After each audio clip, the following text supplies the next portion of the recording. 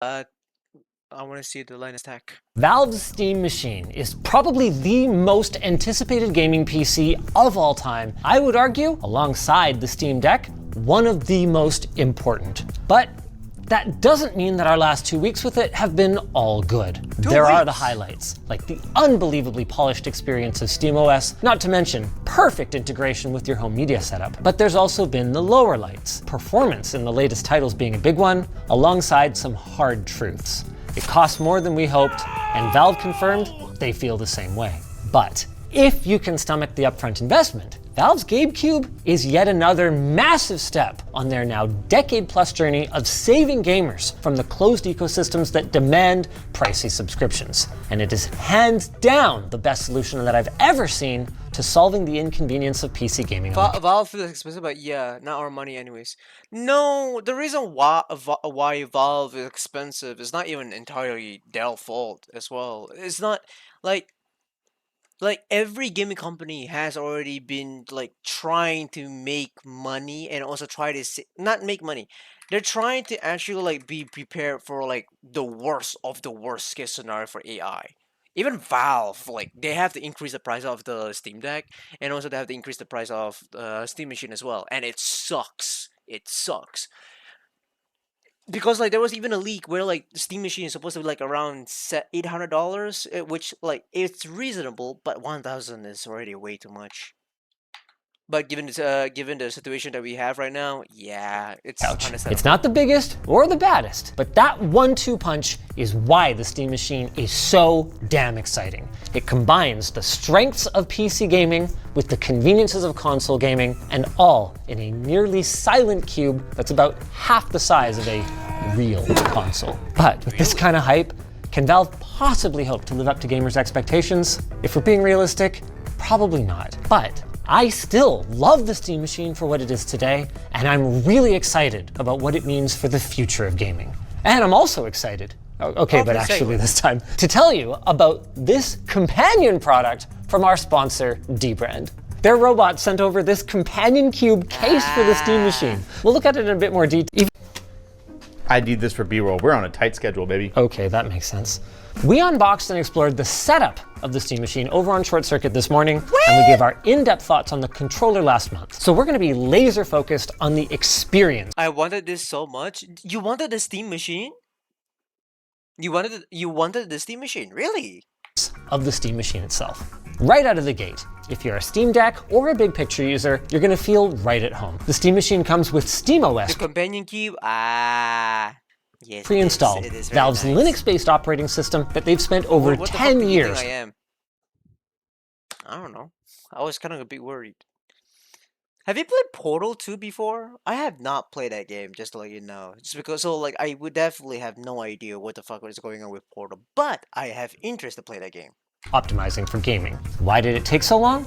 Well, because most games still don't support Linux natively. But thanks to Proton, a translation layer that allows Windows games to run on Linux. I got no friends to play.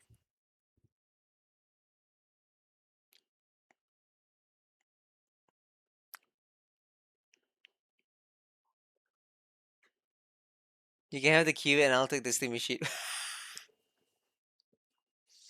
No, I'm taking the Steam Machine. Who the hell lets you take a Steam Machine? I'm gonna take it and sell it. It's a scalper.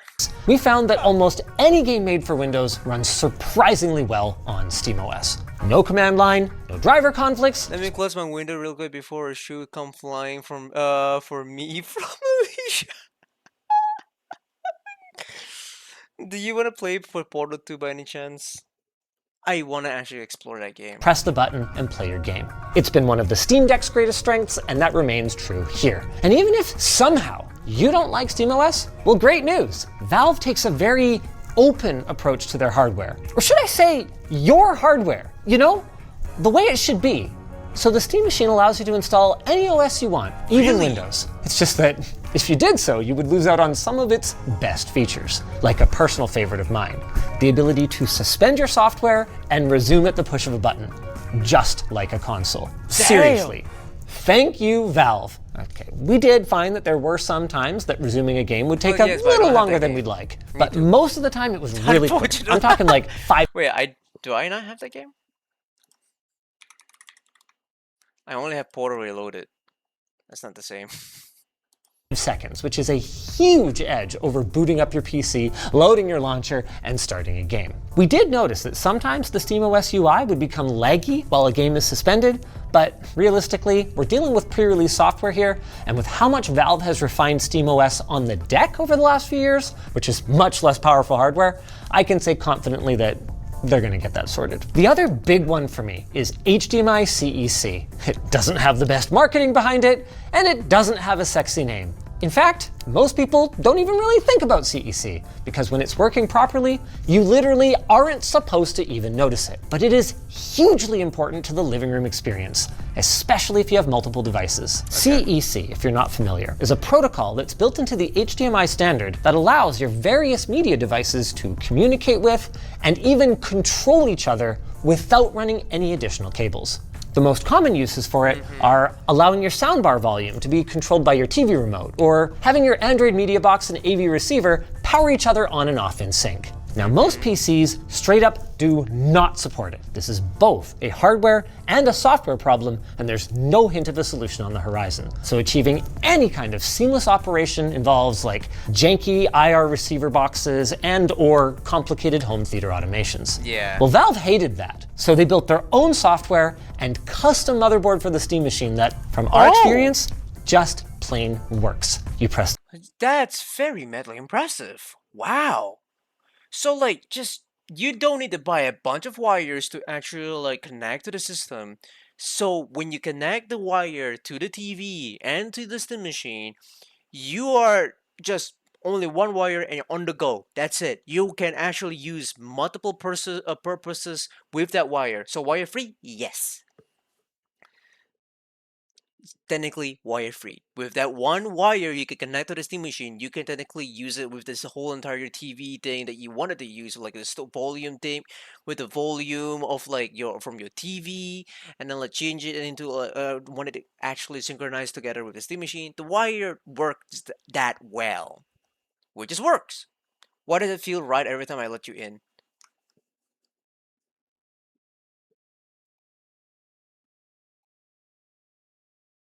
We could be free, free, free. Please, Gabe Noel, please give me a free stuff. No, I'm joking. Sorry, it's okay. I'm high on some of drugs. I know. I was like going to make a joke, but then like I'm gonna pull back for now. The Steam controller button, it turns on everything, selects the right inputs, and bingo bango bongo, seconds later you are gaming exactly where you left off. But there's more to a good gaming machine than just living room integration, as Microsoft so painfully learned. Go to Internet Explorer. Oh, nice. And the Steam machine's raw gaming hotspot leaves a fair bit to be desired. Banga banga boom bam bang. Beesh boosh beesh bash bosh. Fortunately. To be clear, it's not terrible. Valve chose a semi-custom 6-core Zen 4 CPU with 16 gigs of DDR5 memory rated to 5600 megatransfers per second, alongside a semi-custom GPU with 8 gigs of dedicated VRAM. So that's more CPU performance and a lot more RAM than the current crop of mainstream gaming consoles. But the current crop of gaming consoles is 6 years old now. And if we look closely at the specs for these chips, they look more semi than custom, with a strong resemblance to laptop chips from 2023. Now, according to Valve, that's not a problem for most buyers. The Steam machine should outperform approximately 70% of the gaming PCs that are out there in the wild. And if the Steam Deck is anything to go by, developers will squeeze blood from a stone optimizing for a popular hardware config like this one. But with all of that said, I still feel pretty strongly that these are not the kinds of parts that I would expect in a 4K gaming machine, even with the asterisk of FSR upscaling. But I could be wrong, right? So let's take a look at the numbers. Right out of the gate. I know for sure I know for sure he looks The disappointed. Linux port of Shadow of the Tomb Raider absolutely crushed Valve's target, hitting over 120 FPS at 4K. Not bad, but that is an 8-year-old game, and sadly, the rest of our suite ended up sitting with average frame rates between. Ooh. Forza Horizon 6, higher presets, you only get 50. And then Doom the Dark Ages, low presets, only 42, not even 50. And then Ultra preset on Cyberpunk 2077, 41. Well, you can make it into medium, but I do not know how good that is. Oh God, potato PC time. It's very potato PC for a 1000 performance like this. Oh, that's a really tough sell. I'm not gonna lie. between 40 to 50 FPS. In fairness to Valve, some of these games were probably running at settings that are a little ambitious for the humble Steam machine, and you could But like then again, the Doom the Dark Ages low presets. Well, that game is very demanding by itself. absolutely turn Cyberpunk, for instance, down a little bit and get a more fluid experience, but that wasn't the case for all of them. Doom the Dark Ages, for instance, was already cranked nearly as low as it could go. This Oh, speaking of Forza, I have a video for you. Okay, show me in a minute. whole situation feels like a completely self-inflicted wound. Like if Valve had never said 4K gaming at 60 FPS, and had they instead offered a more nuanced, 1080p on medium details, maybe high or ultra for older titles, and in some cases, you know what, 4K upscaling looks pretty darn good. I wouldn't even have to be talking about this. But now I have to go spelunking for what the heck Valve was talking about. And it seems like, for newer titles, what they meant was low settings with FSR set as low as ultra performance, which Oh, let me see that. is low settings Damn, even at low, like, handheld presets, Doom the Dark Ages have barely even getting into 60 FPS. Forza, very low presets, 86 to 99 FPS. Jeez. And then you have Cyberpunk, even low presets, it's 60 to 65 to 74 FPS.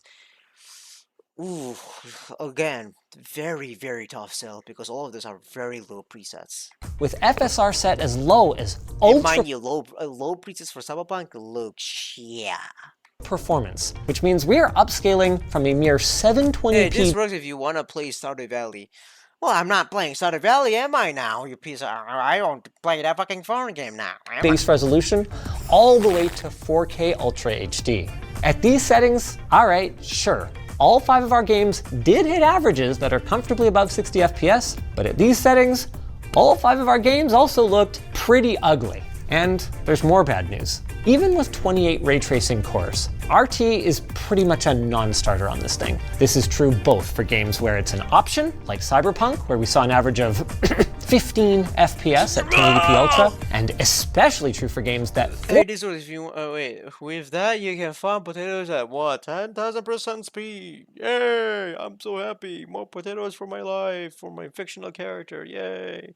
Be right back. Okay, take your time, Exilius. force its usage, like Indiana Jones or Doom the Dark Ages, where only one configuration we tested managed to consistently stay above 60 FPS. And that was the handheld one, right? Yep. Yikes. To be clear, it's not the end of the world today, but whether you love ray tracing or hate it, there will be more titles in the future that will require hardware support for it, and the Steam machine just plain doesn't have the horses. Once again, I'd love to be proven wrong here. Valve did contact us hours before recording this to say they are aiming to patch it, but guys, it's a 7600M GPU. There is no path that I can trace that will lead to acceptable performance on this hardware, especially in light of your unqualified claims of 4K 60 FPS, which still wouldn't be a huge problem if it wasn't for the big white elephant in the room, the PlayStation 5. On paper, the Steam machine and the If I'm not mistaken, PlayStation 5 is much more better value compared to Steam machine because of the price. And plus, the game runs well on PS5. How do you patch your motherboard? Um, it's the same thing how they do with emulations.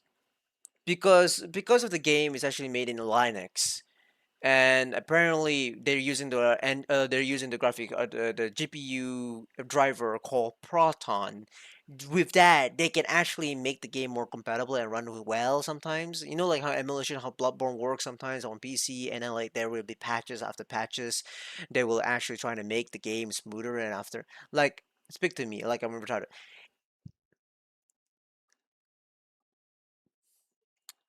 In the simplest way of saying, Steam Machine has a lot of compatibility, has a lot of versatility, compatibility adjustment. Okay, because it's all running on Linux, and also because they have It's a similar thing with with emulation. Shop PS4. Shop PS4 is there when the game comes out already, but some games does not work very well because it's not compatible. So they will have people to come in and actually make the game run well to be compatible with the coding of that app. That app is like the Steam OS. Steam OS is technically trying to make an emulation out of maybe not really an emulation I would say, but like they're trying to patch things up, making the game more or like making their own engine to be more compatible with some of the games. The problem with Steam Machine is that it running on Linux and most games don't run well on Linux. That's the problem. That's the problem. From the very beginning of time, Linux is not a very good OS to run games because it requires a lot of patches, a lot of work. Windows is easy. Steam Machine is easy if Steam Machine has Windows, then it's easy as that. But the problem is that Steam Machine is using SteamOS. SteamOS is compatible with Linux, but Linux is really hard to run games, especially compared to Steam Deck. Steam Deck has its own patches by itself for the Steam Deck. The game still the machine is still getting updated patches for only Steam Deck. Steam Machine requires patches more and more specifically to work on Steam Machine. You know what I'm saying? Because they have compatibility issues. You get me?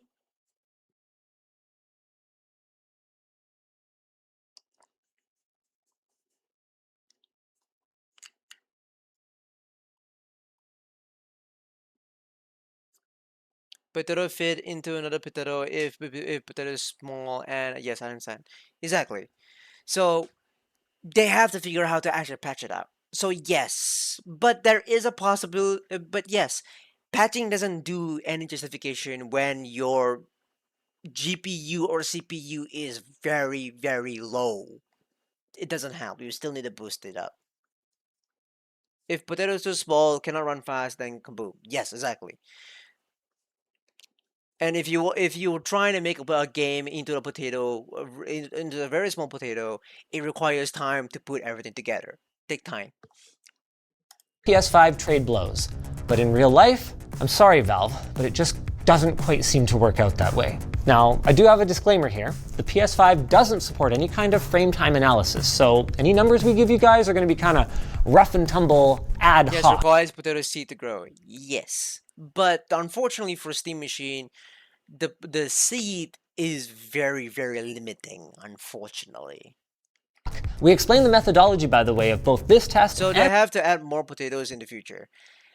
Well, of course, that's what they have to do. That's what they have to do because it's Linux, and they know that some of the games are not working very well, despite you spend $1,000 for a fucking console. So they have to work overtime for that. the rest in our accompanying labs article. We'll have that link down below. But anyway, in God of War Ragnarok, the base PS5, which upscales from 1440p to 4K, was chilling around 75 to 78 FPS. Meanwhile, in the same scene, the Steam Machine, with mostly medium settings and FSR set to quality, landed in the 60 to 63 range. This isn't the end of the world. We actually found that upscaling was hampering our performance more than we expected, and at 1440p native, we were able to break 70 FPS, even with our details turned up. But So they add potato. Do we add potato because CPU don't work and not working nice? No, they can't add potato. When they're already shipping out like the machine itself, they can't add more potato. They can't add more room to grow potatoes. So what they do is that they have to nurture the soil. They have to make it proper soil, make the soil more moist so that the seed can grow. Okay? But they have to work it out with the space they have because that they only have that. Okay, that's all. So in order to actually fix this problem, they have to make the soil much more better quality. They have to take care of the potato seed much more better. They have to actually leave. Goddamn, I totally understand that. You're welcome. Like if I didn't know you needed that kind of like analogy, but like I didn't know you needed that kind of analogy, but like yeah, I understand what you wanted. They need to fertilize potato better. Yes, exactly. They have to nurture it. If it's possible, they can do it. But the problem is that the field of the potato field is very limiting. So they have to focus on the soil to make it better. They have to plan, make it better. They have to constantly check up the seed if they can actually grow better or not. Because the problem is that Linus is a very strong and unpredictable weather. There's a lot of things can go fucked up around. You get me? So therefore, extra care is needed to be done. Then this is gonna be one long-term potato investment. Exactly, especially when you invest a six-field potato field for $1,000. That's not great. Isn't is a win. With that said, choosing the right games and enabling variable refresh rate is going to help to mitigate some choppiness, and you can absolutely have a really solid gaming experience on this box. Also, as these things go out in the wild, I do expect Valve's Verified for Steam Machine program to incentivize developers to optimize for this hardware specifically. It's just that you got to keep your expectations in check. It's not magically going to get way faster. Coming back to good news though, the Steam Machine's download speeds are solid. We saw close to full gigabit speeds over a wire, and a little less than half of that via Wi-Fi 6E. That's partially probably thanks to Valve's 4 dedicated antennas in this box, 2 for Wi-Fi, 1 for Bluetooth, and 1 for Steam controllers. And we also saw an average power draw of just 175 watts under heavy load, with a mere 66 watts for lighter games. That's that not contributes bad. to a cool, quiet experience with the Steam Machine, landing right in line with the PS5 for acoustics and averaging just 68 and 66 degrees across our CPU and That's GPU not bad. respectively. Good job, Valve. And good job making this such a repairable and serviceable machine. Not only can the Steam Machine be easily opened up, including the ability to upgrade both the RAM and SSD, Oh, that's even better. Oh my god, that's good. Man, has 4 water machines for a potato in this insane.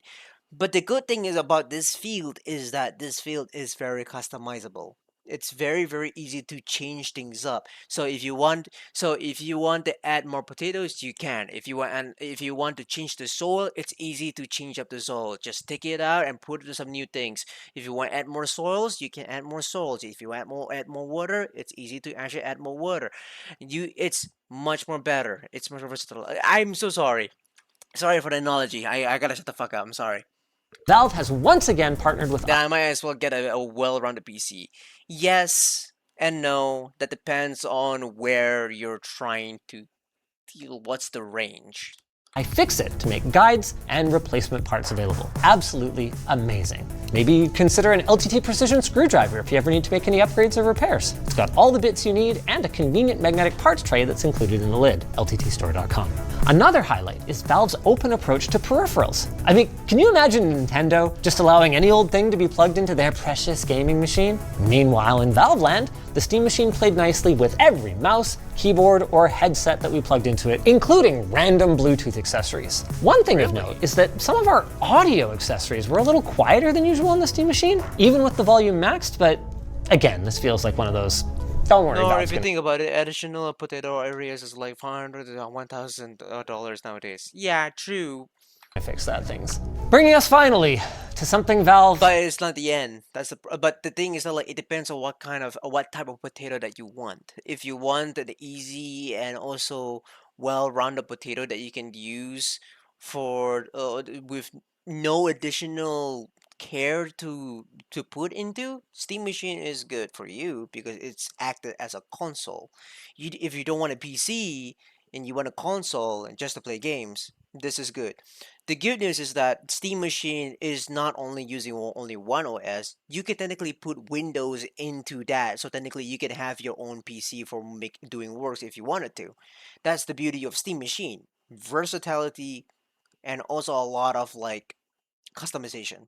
couldn't fix. The detail you've all been waiting for. You can order your Steam machine today, and it will cost $1,050 US for the 512 gig storage version and $1,350 for the 2 terabyte. No! Then, if you want a Steam controller bundled in, that's another $69 on top of that. Woof. I think we better talk about this. Is that reasonable? It is reasonable in this current market conditions, but it is. You sound like you're being held hostage. I mean, Valve was held hostage by the. Almost $2,000. Yes, yes, it is. And the fact that it's the controller is just $69 in this situation. Fuck me sideways. Parts makers. So reasonable, yes, but like, is it too high? Yes. And that's a tough thing. I think it's fair to say that both of those things are true. Yes. Based on the costs that Valve is seeing, and also based on other options that are available in the market, it can be both reasonably priced and still too high. I was really hoping that this was going to bring PC gaming to the mainstream living room, that I could pitch all my friends and be like, oh, get a Steam machine, it's so cool. But this is a premium price, even though I wouldn't say it's a premium product. And in fairness to Valve, they did telegraph this. They were explicit when I came down there for the reveal that it was $69 noise, and also not so nice. Unfortunately, you can't buy the controller separately for $69. If you want to buy it separately, you have to buy it in a very original price, which is $100, which is not very good. not But just to let you know, $100 is only in US. If you try to buy it anywhere else, good luck, because it's the double amount of price. going to be subsidized by the 30% cut that they're going to take on games, because they have no guarantee that people are actually going to run SteamOS on this or buy any games. And the PS5 is such a giant, even bigger elephant in the room than I even said before. The fact that you can still, even It keeps doing that.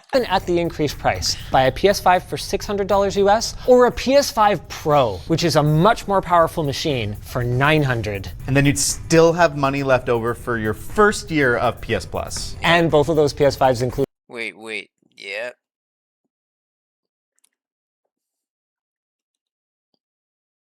What's up?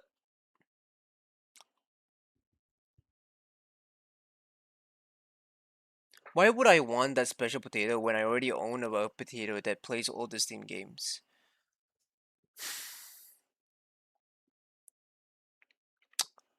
It's easy to connect it to the TV. It's easy to put it into the living room. What people want when it comes to like having a game, and especially when you have a Steam game, is not to actually just play it on PC. Some people wanted to actually play in their own living room where they can actually play with their friends. They want to actually chat, like it's in the living room. Games are supposed to be there. Bigger screen is nicer over there. Instead of like bringing your whole entire PC connected to to the TV, you don't want to do that. HDMI, yes. Like I said, the reason why you use like before, invest in a laptop. Even laptop is not even safe as well, because the laptop tends to overheat, and sometimes when it got overheats, the performance drop.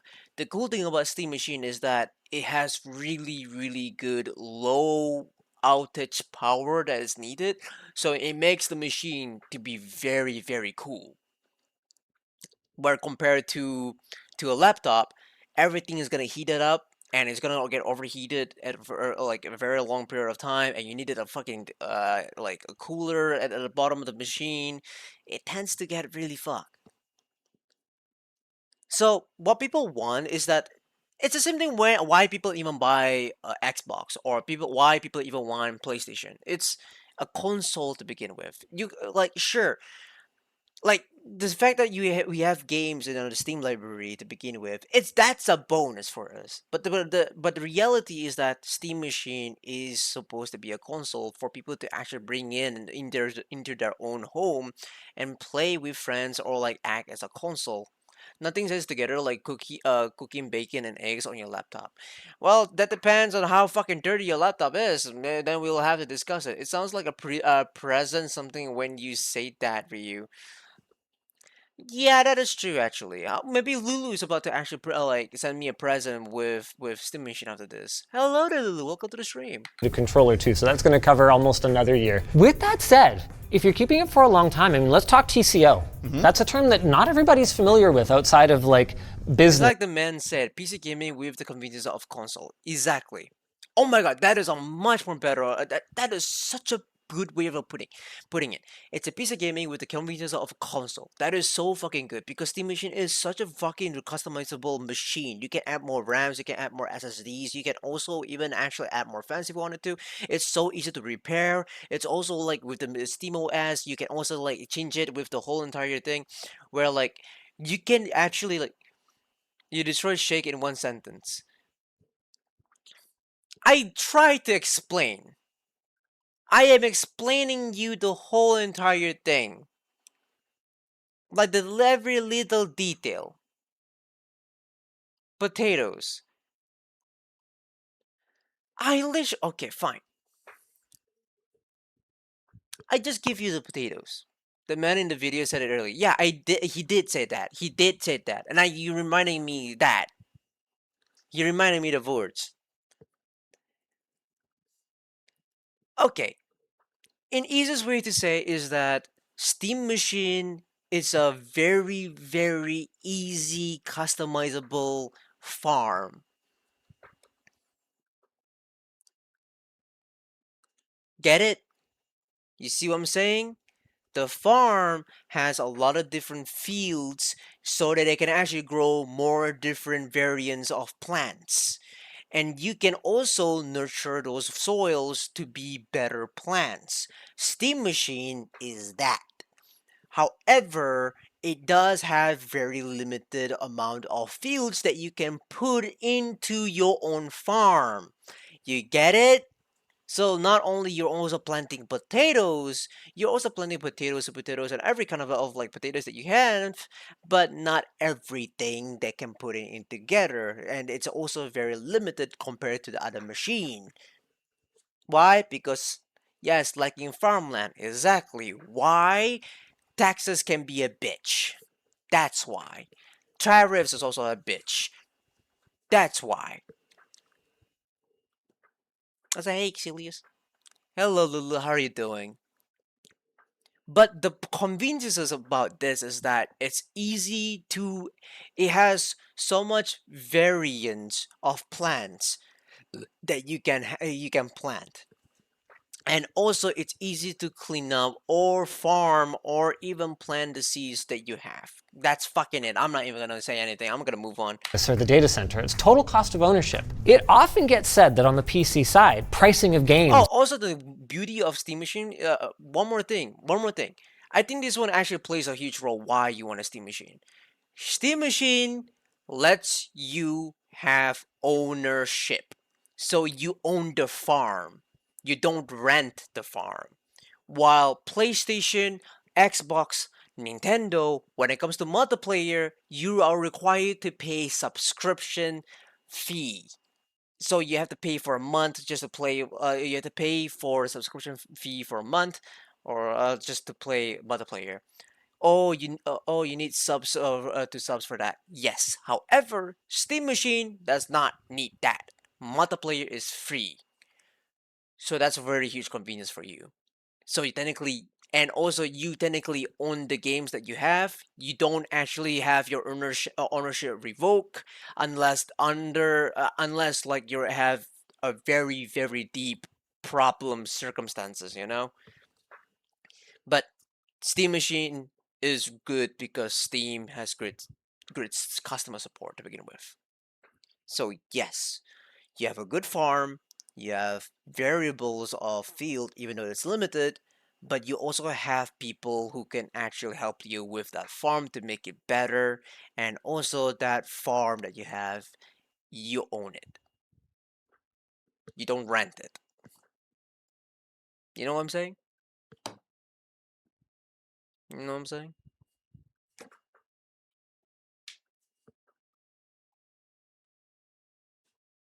Get it? 100% understand.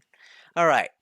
Fucking yes. Okay, good. All right. Okay. Damn, this potato thing works.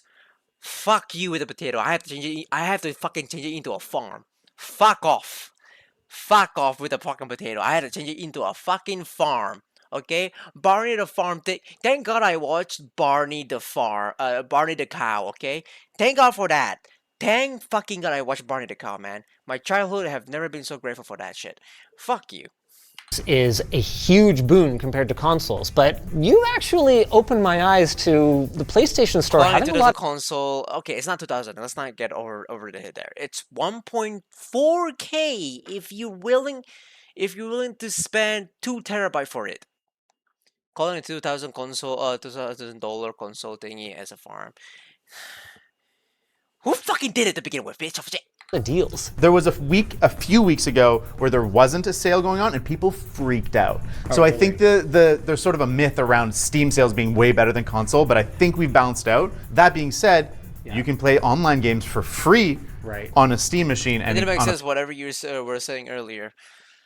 Fine. PlayStation, you're going to be spending $110 a year. That is brutal. A lot of money. That's a game and a half. Another big benefit, though, I mean, we touched on this, but accessory support. Nintendo's not the only one that keeps things locked down with respect to plugging things into their consoles. I mean, for years, entire brands that make gaming headsets, their only reason for existing at all was that they managed to get the license to produce compatible Xbox gaming headsets. Shout out Turtle Beach. They were awful audio quality. Like, had no reason for existing other than licensing. Even controllers, we're living through a renaissance in the PC space, but to find something good for the PlayStation 5 that has back paddles for less than $200, so impossible. Yeah, we're actually, shout out David's upcoming video. We're doing a modding video on the stock DualSense to add paddles to it. So excited. Gonna be pretty freaking cool. I don't even know if I care about bringing this up, but there is one thing the PS5 does that the Steam Machine for now doesn't, and that's VR. Yeah. I'm not a big VR guy. I don't think most PlayStation gamers are right now. No, they have like, what, 12 games? I don't think there will ever be another PSVR. No. I mean, the other white elephant in the room is the custom PC you build in a white case. Literally tomorrow, we have a video coming out where we build a PC for the price of the Steam Machine to compare performance. I think we're going to see better value. I think we're going to see better upgradability and serviceability. We're going to see better performance. We're gonna have to talk about it tomorrow. Yep. I know I shouldn't be that surprised, but the performance really was a downer for me. I think if they hadn't made the 4K 60 promise, it would be a little less painful. Or if they had left the door open for Steam Machine Pro. Like if I knew there was going to be something based on a 9070 coming that would be the legitimate 4K machine. Then I think we'd be having a really different conversation. Or eGPU support, maybe. Some way to upgrade more than just the RAM and SSD. Okay, we've spent a lot of time harping on the price, but what would be the right price? What's the no hesitation I'd buy one tomorrow price? Me, 600.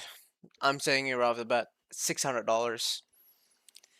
I'm sorry, $600. I know it's cheap in this market, in this kind of situation, but I really do think like it's very fucking generous for me coming up from me. or I recommend to people. You recommend. 800 Hey, you can VR on the PS5. What a game do? $800, I think, is reasonable. It's slightly worse performance than a console, but it has so much more openness and features that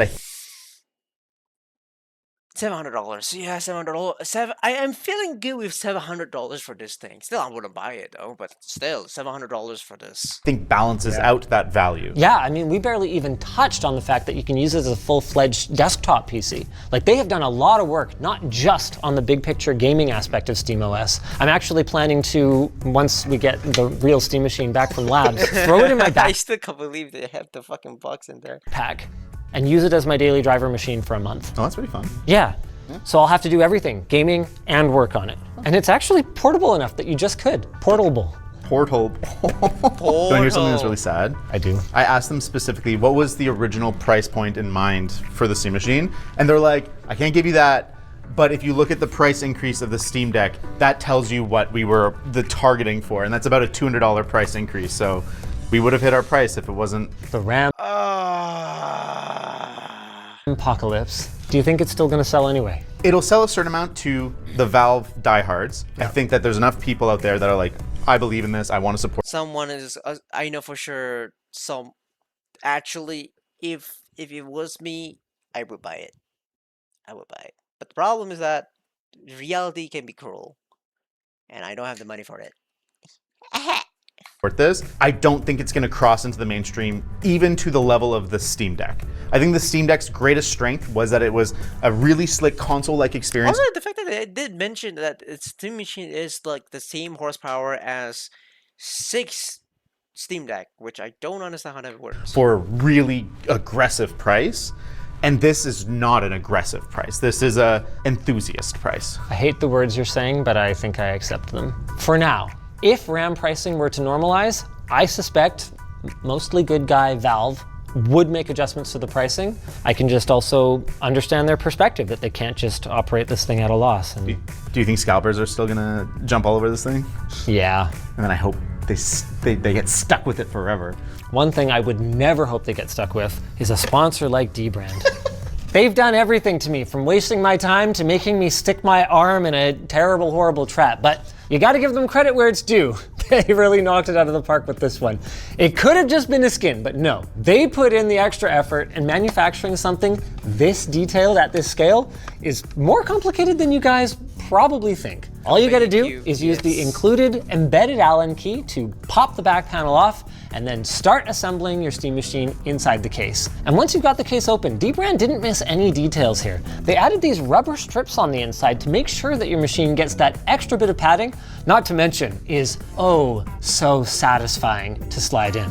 Once the machine's in, you just pop the backplate back on and, well, like David said, our Steam Machine is in B-roll right now. The point is, boom, companion cube. And it's got a few other notable features. It's got removable port covers, a removable front panel with a gap to show off the LED strip, and a mechanical button pass-through so you can hit the power switch. In terms of intake and exhaust, the bottom is fully open, and on the backside, you've got an unobstructed exhaust vent with full access to all of the I/O. And if you're worried about the volume of air that's coming in from the bottom, you can actually reverse the little rubber feet to make it stand just a little bit taller. I need dbrand to make one of those for me. Hey! I imagine Portal fans are gonna absolutely love this one, even the ones who aren't buying a Steam Machine right away. So guys, make sure that you head over to shortlinus.com. One day, just one day.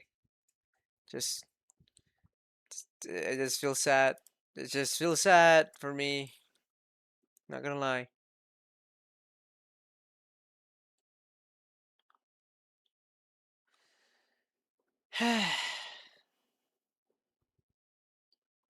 Honestly, it's sad, you know? It's sad the fact that like Steam Machine is like even Valve can't run away from it, you know? I'm too sad for this. There's no need for me to be too sad for this. Anyways. Steam Machine bad news. Yeah, I don't even want to know. I don't even want to read.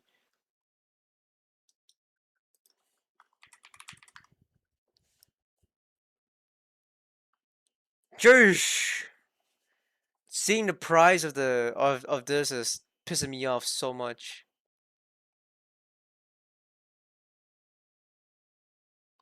Wait. Valve says the machine saw a similar price increase at the Steam Deck, which means it was probably originally supposed to cost $150. I'm not surprised.